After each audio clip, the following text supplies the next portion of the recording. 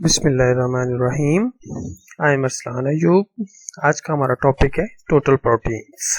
आज हम total proteins के बारे में पढ़ेंगे कि सीरम में मौजूद जो प्रोटीन्स हैं वो कैसे, कहाँ से, उनका क्या क्लिनिकल सिग्निफिकेंस है और उनके जो टेस्ट के लिए किट कैसे कौन सी यूज होती है, प्रिंसिपल, ऐसे, प्रोसीजर, कैलकुलेशंस हैं, नॉर्मल वैल्यूज। आज हम इन सब के बारे में बात करेंगे। Let's start. सबसे पहले हम इंट्रोडक्शन की तरफ अगर आते हैं, इंट्रोडक्शन में आपको पता होगा ब्लड बहुत इंपॉर्टेंट है, सबको पता है। ब्लड के दो कंपोनेंट्स होते हैं।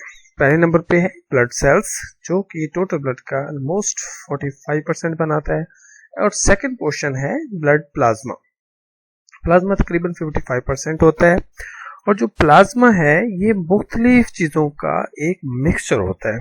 ठीक है, ये कुछ लिखे हुए हैं: water, glucose, clotting factors, electrolytes, hormones, dissolved gases, excretory products, इन सब का मिक्सचर होता है। इनके अलावा और भी बहुत सी चीजें मौजूद होती है। इसमें जो नहीं लिखा हुआ, इनके जो हम फूड खाते हैं उसके डिफरेंट कंपोनेंट्स वो भी इसमें मौजूद होते हैं। ठीक है, ये सारी चीजें। इनके अलावा एक और चीज भी मौजूद होती है जिन्हें हम डिसॉल्व्ड प्रोटीन्स कहते हैं। ठीक है, ये इंपॉर्टेंट कॉन्स्टिट्यूएंट है ब्लड प्लाज्मा का। ठीक है, जो डिसॉल्व प्रोटीन्स होती हैं ये मेनली 3 किस्म की होती हैं। Number 1 albumins, number 2 globulins and number 3 fibrinogen. ये 3 जो है इनको डिसॉल्व प्रोटीन्स होती हैं। एल्ब्यूमिन्स सबसे ज्यादा होती है, ग्लोबुलिन उससे कम मिकदार में मौजूद होती है, और फाइब्रिनोजन जो है वो बहुत मामूली मिकदार में मौजूद होती है। एल्ब्यूमिन्स ऑलमोस्ट 60% जो है वो ब्लड प्लाज्मा का 60% जो है वो सिर्फ एल्ब्यूमिन होती है। ठीक है, ओके।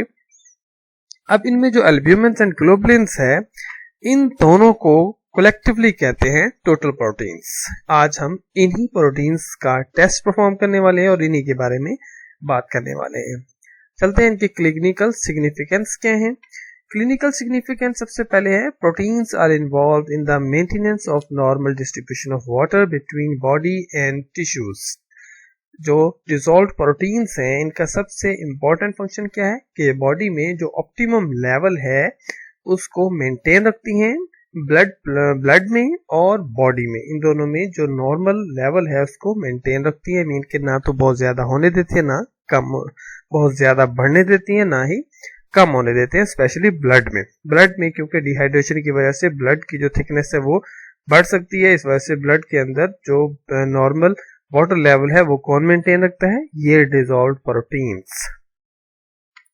दूसरा पॉइंट है one of the major function of proteins are transportation mean different type की चीजों को, न्यूट्रिएंट्स भी हो सकते हैं, वेस्ट प्रोडक्ट्स भी हो सकते हैं, और भी डिफरेंट कंपोनेंट्स होते हैं जिनको बॉडी में एक जगह से दूसरी जगह ट्रांसफर होने के लिए किसी कैरियर की जरूरत पड़ती है। तो ये प्रोटीन्स जो हैं वो उस कैरियर का काम करते हैं। ठीक है, एक छोटी सी एग्जांपल अगर हम लें तो बिलोरुबिन जो है वो सेप्लिन में बनता है, लेकिन उसको लिवर में ट्रांसपोर्ट होने के लिए एल्ब्यूमिन चाहिए। एल्ब्यूमिन क्या चीज है? एक प्रोटीन है। एल्ब्यूमिन क्या करती है?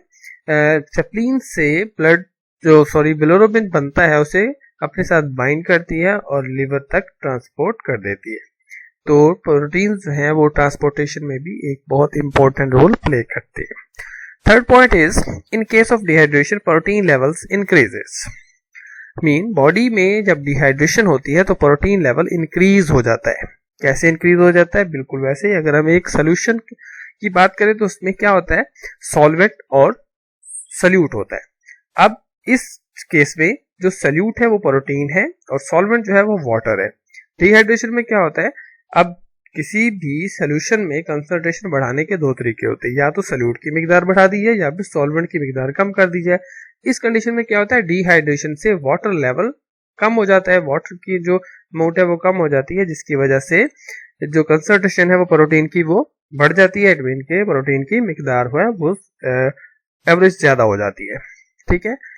Number 3, in case of malnutrition protein losses as in hemorrhage or excessive catabolism.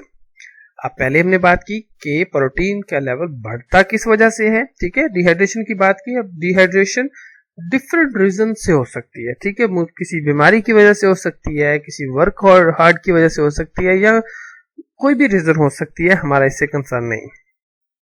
Number 4 है in case of malnutrition protein losses as in hemorrhage or excessive catabolism.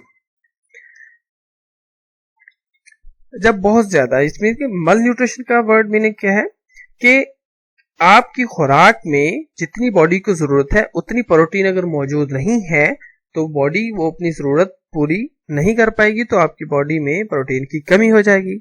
या फिर प्रोटीन लॉस हो रही है, मीन कि आपका इंटेक तो ठीक है लेकिन किसी भी बीमारी की वजह से, किसी भी और रीजन से प्रोटीन जो है वो बॉडी से वेस्ट आउट हो रही है, तो जिसको हिमोरेज भी कहा जाता है, ठीक है, उस सूरत में भी जो है वो कम हो सकती है। और एक्सेसिव कैटाबोलिज्म, कैटाबोलिज्म किसकी वजह से हो, मतलब कि प्रोटीन का जो ब्रेकडाउन है उसका जो उसको बहुत ज्यादा हो चुका है। कैटाबोलिज्म मेटाबॉलिज्म की टाइप है। मेटाबॉलिज्म की दो टाइप्स होती हैं, कैटाबोलिज्म एंड एनाबोलिज्म। कैटाबोलिज्म कहते हैं जिसमें बड़े मॉलिक्यूल्स टूटकर छोटे मॉलिक्यूल्स में तब्दील हो जाते हैं। तो अगर प्रोटीन की कैटाबोलिज्म बहुत ज्यादा हो रही हो तो उस सूरत में भी बॉडी में प्रोटीन्स की मिकदार कम हो जाती है। ठीक है, ये तो थे एक शॉर्टली क्लिनिकल सिग्निफिकेंस कि इनकी इंपॉर्टेंस क्या है प्रोटीन्स की। ठीक है, अब हम चलते हैं अपने टेस्ट के बारे, लेबोरेटरी टेस्ट के बारे में कि टोटल प्रोटीन्स का टेस्ट कैसे किया जाता है। तो इस टेस्ट में हम सबसे पहले देखते हैं कि टेस्ट किट कैसी है। प्रोटीन टोटल प्रोटीन्स के लिए किट है जो होती है, इसमें दो रिजल्ट्स होते हैं। There are 2 results in total protein kit. Number 1, इसमें जो पहला रिजल्ट है उसको ब्यूरेट रिजल्ट कहा जाता है। इसमें 4 चीजों का कॉम्बिनेशन होता है। नंबर 1, इसमें सोडियम हाइड्रोक्साइड होता है, ये एक बेस है और इस टेस्ट में ये बेसिक कंडीशन प्रोवाइड करने का काम करेगा। तो उसके बाद है sodium potassium tartrate, number 3 potassium iodide and number 4 cupric sulphate. इसमें जो मेन कंपोनेंट है वो नंबर 4 है क्यूप्रिक सल्फेट, क्योंकि इस क्यूप्रिक सल्फेट में जो क्यूप्रिक आयन होगा ये मेन रिएक्शन में पार्टिसिपेट करेगा। ठीक है, अब कॉपर जो है इसकी 2 टाइप्स होती है जो क्यूप्रिक आयन है, एक होता है Cu2+ वैलेंसी के साथ, एक होता है 1+ के साथ। यहाँ पर 2+ चाहिए, तो ये sodium potassium tartrate and potassium iodide यहाँ पर प्रिजर्वेटिव के तौर पे काम करते हैं, जो कि क्यूप्रिक को क्यूप्रिक की फॉर्म में रखते हैं, क्यूप्रस में कन्वर्ट नहीं होने देते। ठीक है, तो sodium potassium tartrate and potassium iodide preservative, sodium hydroxide basic condition provide करता है और क्यूप्रिक सल्फेट जो है वो क्यूप्रिक आयन Cu2+ प्रोवाइड करती है, जो कि फर्दर रिएक्शन में हिस्सा लेता है, प्रोटीन के साथ रिएक्शन में हिस्सा लेता है और हमें टेस्ट का रिजल्ट प्रोवाइड करता है। रीजन 2 जो है उसे स्टैंडर्ड है, रीजन नहीं बल्कि स्टैंडर्ड ही है। इसमें क्या होता है कि प्रोटीन की एक फिक्स कंसंट्रेशन होती है, कितनी होती है 60 ग्राम पर लीटर, या फिर 60 ग्राम पर लीटर को हम 6 ग्राम पर डेसीलीटर भी कह सकते हैं। यूनिट चेंज कर भी किया जाता है। ये दोनों यूनिट लिखने का मकसद ये है कि ये दोनों यूनिट में इसके रिजल्ट्स काउंट किए जाते हैं, ग्राम्स पर डेसीलीटर में भी और ग्राम पर लीटर में भी। हम फर्दर अपनी जो बात करेंगे वो भी इसके मतलब ऐसे ही दोनों कंडीशंस के बारे में बात करेंगे कि ग्राम पर लीटर में कैसे एक्सप्रेस करेंगे और ग्राम पर डेसीलीटर में कैसे एक्सप्रेस करेंगे। ठीक है, तो ये थी हमारी टोटल प्रोटीन किट। अब चलते हैं प्रिंसिपल की तरफ कि ये रीजन यूज करते हुए कैसा रिएक्शन होगा। Proteins in an alkaline medium binds with cupric ions. हमने पहले अभी बात की थी रीजन के बारे में कि जो प्रोटीन्स होती हैं, प्रोटीन्स बनी होती हैं अमाइनो एसिड्स की। अमाइनो एसिड्स भी होते हैं पेप्टाइड बॉन्ड्स। ठीक है, अमाइनो एसिड्स क्या प्रोटीन्स किस चीज से बनी होती हैं? अमाइनो एसिड्स से। अमाइनो एसिड्स में होते हैं पेप्टाइड बॉन्ड्स। ये पेप्टाइड बॉन्ड्स स्पेशली रिएक्ट करते हैं क्यूप्रिक आयन के साथ, या आप ये कह लें कि ये क्यूप्रिक आयन जो है इन पेप्टाइड बॉन्ड्स के साथ के ऊपर इफेक्ट करता है। किस कंडीशन में? अल्कलाइन मीडियम में। अल्कलाइन मीडियम मीन के बेसिक कंडीशंस में मीन के ऐसा एनवायरनमेंट चाहिए जिसमें pH 7 से ऊपर होनी चाहिए। ठीक है, 7 न्यूट्रल है तो 8 से लेकर 14 के इन बिटवीन जो pH इसको चाहिए होती है, तो वो प्रोवाइड करता है सोडियम हाइड्रोक्साइड, जो कि हमारे रिजल्ट पे मौजूद होता है। क्या करता है? क्यूप्रिक आयन प्रोटीन के पेप्टाइड बॉन्ड के साथ रिएक्ट करता है, किसकी मौजूदगी में? अल्कलाइन कंडीशंस में। Present in the biuret reagent. ये क्यूप्रिक आयन कहां पे थे? ब्यूरेट रीजेंट में। हमने अभी पिछले स्लाइड में देखा to form a blue violet coloured complex. ठीक है, क्या करता है, एक कॉम्प्लेक्स बनाता है जिसका कलर क्या होता है, blue violet colour. The intensity of the color formed is directly proportional to the protein concentration present in the sample. अब ये जो कॉम्प्लेक्स बनता है इसकी कंसंट्रेशन जो होती है वो प्रोटीन की मिकदार के डायरेक्टली प्रोपोर्शनल होती है। मीन कि जितनी प्रोटीन ज्यादा होगी उतनी ज्यादा क्यूपरिक आयन के साथ रिएक्ट करेगा, और जितना ये रिएक्ट करेगा उतने ज्यादा ये कॉम्प्लेक्स बनेगा, ब्लू वायलेट कलर्ड कॉम्प्लेक्स ज्यादा बनेगा, तो उतना जो कलर ज्यादा बनने की वजह से हम उसको मेजर कर सकेंगे। अगर हम इस रिएक्शन के बारे में देखें तो प्रोटीन रिएक्ट कर रही है किसके साथ, क्यूपरिक आयन के साथ, Cu2+ के साथ, ठीक है। और क्या बन रहा है, ये देखिए ब्लू वॉयलेट कलर्ड कॉम्प्लेक्स। ये जो कलर आपको दिखाया जा रहा है ये वही कलर है, ब्लू वॉयलेट, ठीक है। ऑलमोस्ट ऐसा ही होता है, इससे कुछ लाइट भी हो सकता है, इससे तो कुछ डार्क भी हो सकता है, ठीक है। The concentration of this complex is directly proportional to the concentration of protein in the sample. इसलिए हम पहले भी बात कर चुके हैं कि ये सैंपल जो कॉम्प्लेक्स बनता है ये प्रोटीन के डायरेक्टली प्रोपोर्शनल होता है। नेक्स्ट हमारा टॉपिक है एसए। एसए में देखते हैं हम कि इसमें वेवलेंथ कितनी यूज होगी। वेवलेंथ इसमें हम 550 नैनोमीटर यूज करेंगे।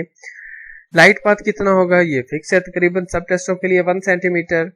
और टेम्परेचर इसमें हम यूज करेंगे 25 डिग्री सेंटीग्रेड एंड 37 डिग्री, दोनों टेम्परेचर हम इसमें यूज कर सकते हैं। 25 डिग्री सेंटीग्रेड को रूम टेम्परेचर कहते हैं और ये ऑप्टिमम टेम्परेचर है 37 डिग्री सेंटीग्रेड, ठीक है।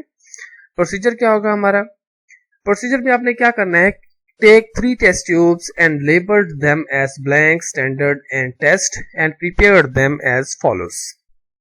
3 आपने टेस्ट ट्यूब ले लें, वो आपकी ग्लास की भी हो सकती है, प्लास्टिक की भी हो सकती है, इससे कोई फर्क नहीं है पड़ता। उनको तीनों को आपने मार्कर के साथ स्पेशली ऊपर लिख लेना है। आप ब्लैंक, स्टैंडर्ड एंड टेस्ट पूरा भी लिख सकते हैं, या फिर ब्लैंक के लिए बी, स्टैंडर्ड के लिए STD और टेस्ट के लिए T या कंप्लीट भी लिख सकते हैं, ठीक है। आपने तीनों टेस्ट ट्यूब्स को लेबल करने के बाद आपने फर्दर इसमें रिजल्ट्स ऐड करने हैं। लेबल करना बहुत जरूरी होता है क्योंकि लैब में बहुत से टेस्ट परफॉर्म हो सकते हैं, या फिर एक टाइम में 2-4 सैंपल हो सकते हैं, तो वो सारे मिक्सअप होने का खदशा होता है। तो इस सूरत में लैब में काम करते हुए आपने इस चीज को सबसे ऊपर मतलब के रखने हैं कि सबसे पहले ट्यूब्स को, अपने सैंपल को, अपनी एवरीथिंग को लेबल के हिसाब से चलना है, ताकि पता हो कि आगे पीछे कोई चीज हो भी जाए तो आपको किसी किस्म का प्रॉब्लम नहीं हो, ठीक है। तो देखते हैं, ब्लैंक आपने तीनों लेबल कर ली है, ब्लैंक, स्टैंडर्ड एंड टेस्ट, ठीक है। इसके बाद आपने क्या करना है कि ब्यूरेंट रिजेंट लेना है और 1 ml ऐड करना है तीनों ट्यूब्स में। मीन 1 ml ब्लैंक में, 1 ml स्टैंडर्ड में और 1 ml टेस्ट में। टेस्ट जो मीन कि हम टेस्ट परफॉर्म कर रहे होंगे। उसके बाद डिस्टिल वाटर लेना है और 20 माइक्रोलीटर ऐड करना है ब्लैक में। स्टैंडर्ड और टेस्ट में आपने डिस्टिल वाटर ऐड नहीं करना। इसके बाद स्टैंडर्ड की तरफ आ जाएंगे, जिसको हमने रीजन 2 का नाम दिया था, उसको हम स्टैंडर्ड कह सकते हैं, स्टैंडर्ड कहते हैं। इसमें से आपने 20 माइक्रोलीटर लेना है और स्टैंडर्ड वाली ट्यूब में, वो ट्यूब में जिसको आपने स्टैंडर्ड लेबल किया है उसमें ऐड कर देना है, ठीक है। उसके बाद आपने सीरम या प्लाज्मा जो भी आपके पास अवेलेबल होगा, जो आप यूज कर रहे होंगे सैंपल के हिसाब से, उसको आपने ऐड कर देना है टेस्ट वाली ट्यूब में 20 माइक्रोलीटर, ठीक है। ट्यूब्स हमारी प्रिपेयर होगी। इसके बाद क्या करना है, आपने इसको तीनों ट्यूब्स को थोड़ा शेक करके मिक्स कर देना है and wait for 10 minutes at 37 degree centigrade, ठीक है। मीन अगर आप अपना ये टेस्ट परफॉर्म कर रहे हैं 37 डिग्री सेंटीग्रेड पे, आपके पास वाटर बाथ मौजूद है, आपने उसमें अपनी ट्यूब्स को रखा हुआ है, तो आपने 10 मिनट्स वेट करना है and wait for 30 minutes at room temperature, ठीक है। लेकिन अगर आपके पास वाटर बाथ अवेलेबल नहीं है, आप 37 डिग्री सेंटीग्रेड पे काम नहीं कर रहे, तो फिर आप रूम टेम्परेचर मीन के 25 डिग्री सेंटीग्रेड होना चाहिए।